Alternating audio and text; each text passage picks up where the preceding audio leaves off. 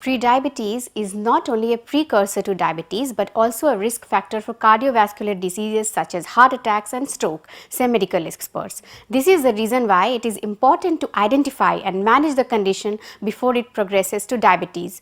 Hello and welcome to The Print. I am Sumi Sukanya Datta, and in today's special broadcast I am going to talk about the growing risk of prediabetes and how it can be prevented from developing into full-blown diabetes. According to a study published in The Lancet, which was carried out by the Indian Council of Medical Research and Madras Diabetes Research Foundation, 101 million people in India suffer from diabetes and a whopping 136 million from prediabetes. The figures cited in the study show that the country is deepening diabetes crisis and also highlight how a large number of people are on the verge of getting the life-altering metabolic disease. These people, however, may also be in a position to avoid it.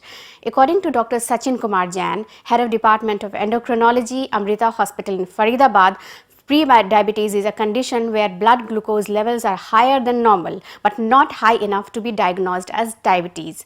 It is a warning sign that indicates a high risk of developing diabetes in future if not controlled.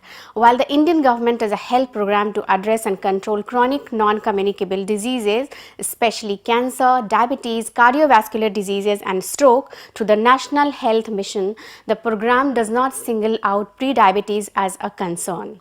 The study published in The Lancet, which surveyed over 1 lakh individuals across 31 states and union territories between 2008 and 2020, showed that there are significant variations in the prevalence of diabetes and prediabetes across the different regions of the country. According to the study, while some states, especially in the south, such as Tamil Nadu and Kerala, have reached a saturation point in their diabetes epidemic and have seen a decline in their prediabetes rates, others, however, have low rates of diabetes and have a high rate of prediabetes. These states include Arunachal Pradesh, Uttar Pradesh, Bihar, Madhya Pradesh, Meghalaya, Chhattisgarh, Rajasthan, Sikkim.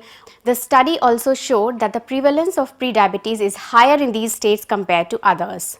Senior diabetologist Dr. V. Mohan pointed out that these are the states where rapid conversion of prediabetes to diabetes can be anticipated, and regular screening and advice to prevent and reverse diabetes should be a priority. Although the exact reason behind prediabetes remains uncertain, family history and genetic factors significantly contribute to its development, according to Dr. Mohan. The risk factors for prediabetes include obesity, increased waistline, physical inactivity, advancing age, and a family history of diabetes including parents and siblings.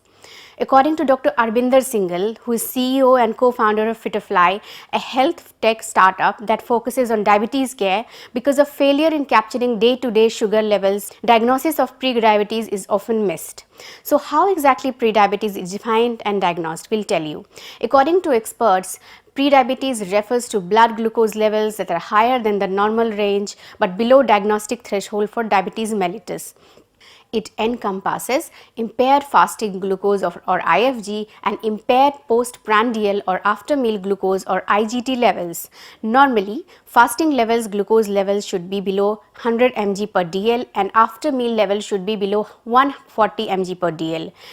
But if the fasting blood glucose level falls between 100 and 125 mg per dl and or 2 hours postprandial is between 140 and 199 mg per dl, or the HbA1c or glycated hemoglobin level is between 5.7 and 6.4%, it indicates a diagnosis of prediabetes. On the other hand, diabetes is diagnosed when the fasting glucose level is 126 mg per dl or higher.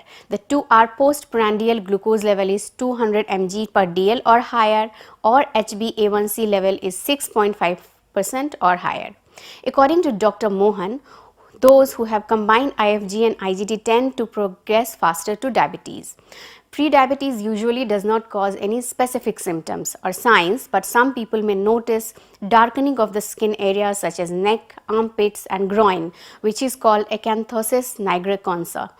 Prediabetes type patients also frequently experience fluctuations in sugar levels, with highs exceeding the baseline by more than 60 points and lows dropping 20 points below it. These fluctuations can result from unhealthy lifestyle habits and poor food choices, causing spikes in blood sugar levels. Also, Asians are more prone to developing prediabetes. Moreover, in women, if there is a history of gestational diabetes, which is diabetes during pregnancy, or if they have polycystic ovarian disease or PCOD, they are predisposed to develop prediabetes according to experts.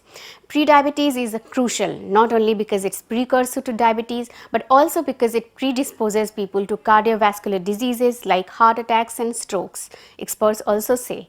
Several studies, including those from India, have shown that by lifestyle modification such as diet, exercise and weight reduction, where relevant prediabetes can revert to normal and can be prevented from progressing to the diabetes stage.